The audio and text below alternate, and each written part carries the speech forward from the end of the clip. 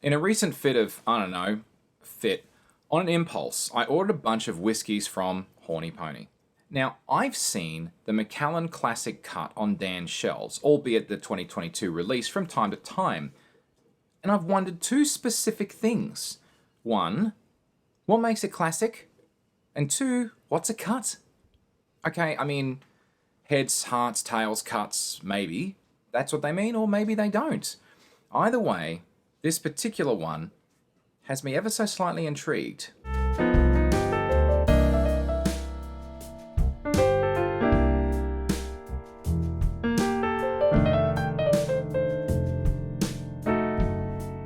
This is Whisky. I'm John Chidgey. Always remember to drink responsibly in moderation and where and when appropriate. Feel free to like and subscribe if you're watching this on YouTube, and visit engineer.network/whisky without the E to learn how you can support the show. Thank you. So, about the Classic Cut releases, they began in 2017 and continue to this day with no end apparently in sight, yet, with the ABVs for each year from 2017 to 2023 as follows, respectively: 58.4% ABV, 51.2, 52.9, 55, 51, 52.5, and 50.3. At the time of researching this, the 2024 release had not been, well, released yet. This specific release of the Macallan Classic Cut from Horny Pony is their 2023 release, which therefore has a 50.3% ABV. And you can grab a full-size version of this bottle from Kent Street Cellars for about $220 Australian plus shipping. It's not chill filtered, and like all Macallans, it isn't coloured. Macallan don't refer to having a core range specifically, instead of calling it a classic range. But despite its name, the Classic Cut is not actually part of their classic range, because obviously, I don't know, that makes no sense at all. It's considered instead to be a limited release. Here we go again with marketing nonsense. Again, whatever. The Macallan website describes their limited releases as being a series of annual expressions that celebrate the Macallans' ongoing commitment to seek out the extraordinary, and in doing so create whiskies of unique character. Okay, that's great. So what about the name Classic Cut? And according to the Dan Murphy's website for the 2019 release, it says that the expression takes its name from the third of Macallan's 6 pillars, known as the finest cut, in reference to the selection of only the most superior quality spirit from their stills. Okay. So yeah, they mean the heart of the distilled spirit cut. Fine. But there's another thing on the Macallan website I want to draw your attention to that's a bit interesting about the 2023 Classic Cut. They also say that, at full strength, the prominent character of this spirit is pear. When 1 cut of water is added, the strength is reduced to 40%, and almond biscotti steps forward as a flavour. I smell an experiment coming on here, but there's another definition of cut, just to confuse things a little further.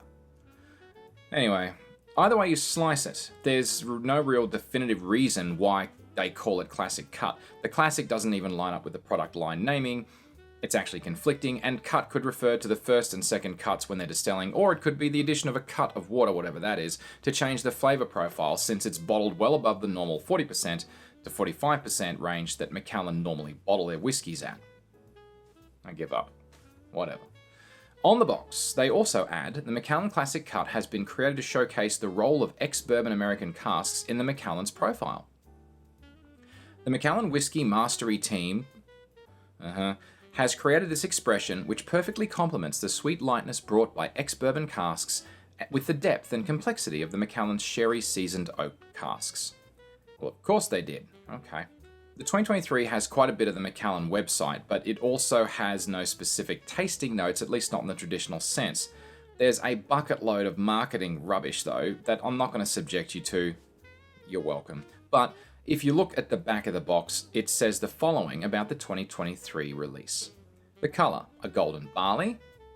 Nice and simple. On the nose, elegant fragrance of pears and elderflower with light almond notes and rich vanilla pod. On the palate, sweet and creamy vanilla, juicy pears and lemon peel with delicate oak. And on the finish, medium with sweet oak and almond biscotti. Cool. That's of course before you add the cut of water, apparently. Well now, Macallan, you have brought me to this. It's your fault. You put the idea in my head about trying this at 2 different ABVs. So let's see what we can do here, and I want to be a little bit scientific about it, a little bit more scientific about it anyway. So the Horny Pony bottle is exactly 30 mils in it. Okay. So what we're going to do, I'm going to open this up, and I'm going to take exactly 15 mils out of it. This should be fun. Without spilling any, of course. Alright, that is 8.5. You know what would be smarter is having a separate glass for this. This is where I really hope it is 30 mils. Because if it's not... So that was 8.5. So in order to get 15...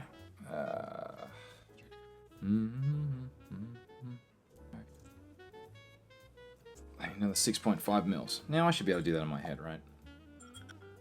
So theoretically, they should be the same height. If it was 30 mils. Oh, that actually looks pretty good. So, these two puppies. Now, in this one, I'm going to put pre-measured 3.75 mils of water into this one. Part of me feels bad doing it. I'll swirl this baby around and mix it up nice and good. So this one should be 50% ABV roughly, and this one here on the right, on this side, this should be at 40% ABV.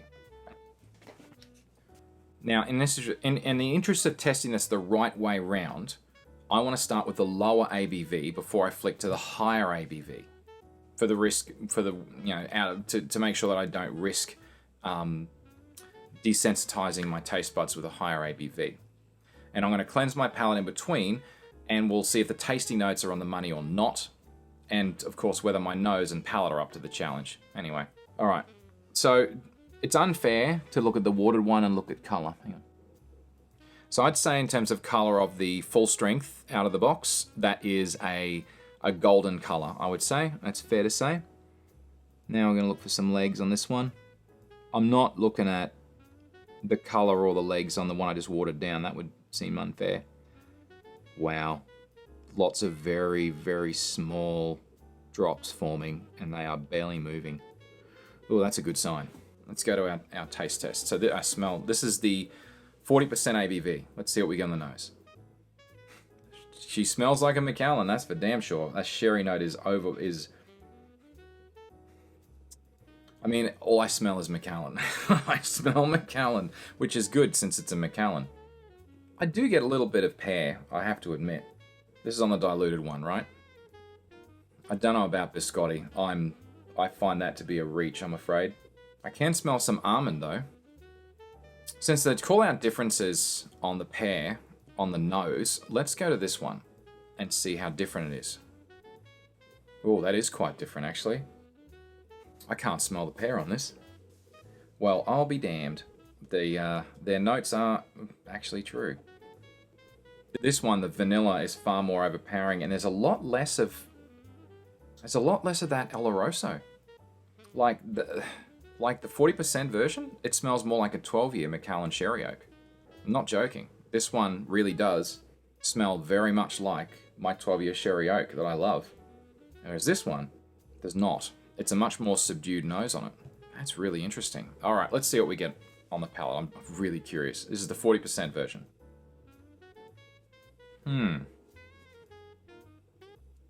Wow, that's actually still pretty damn good. I mean, it's gonna be interesting what the mouthfeel difference is. But I mean, honestly, I hate to say this, but I can taste the water. It's watery. Funny that I added water. Jeez, who would have thunk it? But yeah, it's got an edge of creaminess to it. And I think the water's just destroyed that mouthfeel a little bit. Probably quite a bit, if I'm honest.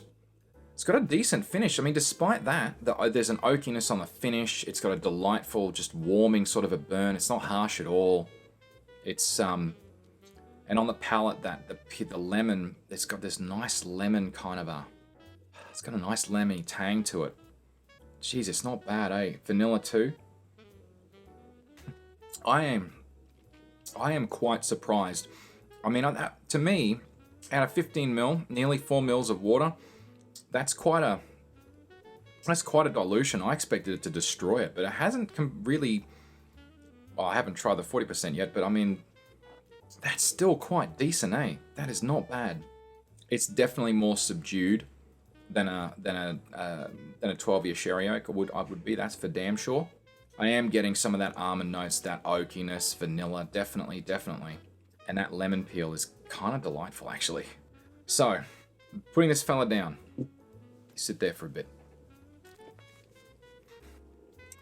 So now I've cleansed my palate. I just want to say before I get stuck into the full strength 50.3% classic cut, I don't like putting water on my whiskey. I really don't. I think it's some kind of a crime almost, because to me, when a master blender blends it all together, they have that at just the right level. And they're saying, this is my expression. You add stuff to it, you kind of ruin it. It's no longer what they intended. Having said that, higher strength whiskies, some distilleries will encourage you to add a few drop to open up different flavor notes, and there's no question that it definitely does. But the real question is it enough of an improvement to make me ever want to do it again? Well, let's just see what this is like. Again, going back to the nose, now I've reset my palate hopefully a little bit. All I'm getting is vanilla, and I'm getting some almond. I'm not getting the pears. I'm seriously not. So that part they were actually on the money about. A little bit floral, not a heck of a lot else. It actually doesn't smell strong. It doesn't smell like a 50% ABV. All right, I'm going in. Oh, that's beautiful. Oh, Macallan. God, you guys. All right. Mouthfeel on that is beautifully buttery. It's not watery at all. Good, because I hadn't added water. Probably why. It's just got a really creamy sort of the vanilla. It's almost more like a butterscotch, if I'm honest. And that lemon is really dialed back. It's probably the higher ABV is drowning it out a little bit. I am not getting pears at all. There's a nice bitter, almost a burnt caramel kind of a taste to it. Here's the funny thing. I expected that finish to be a bit longer. I expected the full strength, non-watered down version would have kept more of that finish. But it's not. The finish is kind of similar to the one that's been watered down. That's really interesting. I didn't expect that. I mean, it's not bad at all. Don't get me wrong. This is beautiful whiskey. I mean, it's lovely. It's kind of, it does have a little bit of a split personality. Just picking up the 40% one, I swear to you, smells very much like a sherry oak, a 12-year sherry oak, which is a 40% offering. But this one does not at all. I'm trying to figure out which one I like more. I think I like the mouthfeel on this better. I like the nose on that one. The nose on this one I like better, but the mouthfeel, the palate on this, I like better, and the finish is much the same. God damn, they make a nice whiskey. Oh boy. Well, god damn it, Macallan. Alright, so where do we sit on this? I've got to be honest. I mean, first of all, okay, starting with cost, super simple, it's a 3. It's stretching the budget a bit. It's over the $200 mark. This stuff is not cheap. It's much more, well, not much more, but it is a little bit more than a Macallan 12-year. But is it worth the extra money? That's the real question. I mean, 40% ABV, you get more whiskey for your whiskey, like they like to say, but this is up there with a 12-year sherry oak. There's no question in my mind that this is a 4. It makes me giggle. It's not probably the highest 4. It's a low 4, but geez, it's still a 4. And honestly, it is a beautiful Scotch. It is so lovely. And of course that makes it a yellow because of the cost. But the thing is though, the other question I really want to try and answer here is, they say add water to it, and I watered it down. I gave it a cut, and this is what I got. It improves the nose, but that's where it ends. I don't like what it does to the mouthfeel, and it really doesn't change the finish all that much. So honestly, I would still have this straight. I would not add anything to it. But I mean, honestly, Macallan Classic Cut, this is good stuff. But geez, I just wish it didn't cost that much money. Typical Macallan. You make good stuff, guys, but my God, I just don't want to pay that kind of money for it. Super special occasions, you know. Keep this in the back corner, sip it every now and then, and make it last.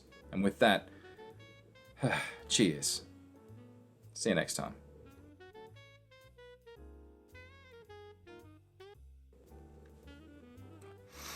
I reckon that's nicer than the 12. Not by much, but it's nicer than the 12. I just don't know if it's $40, $50 a bottle, not nicer. That's the only thing.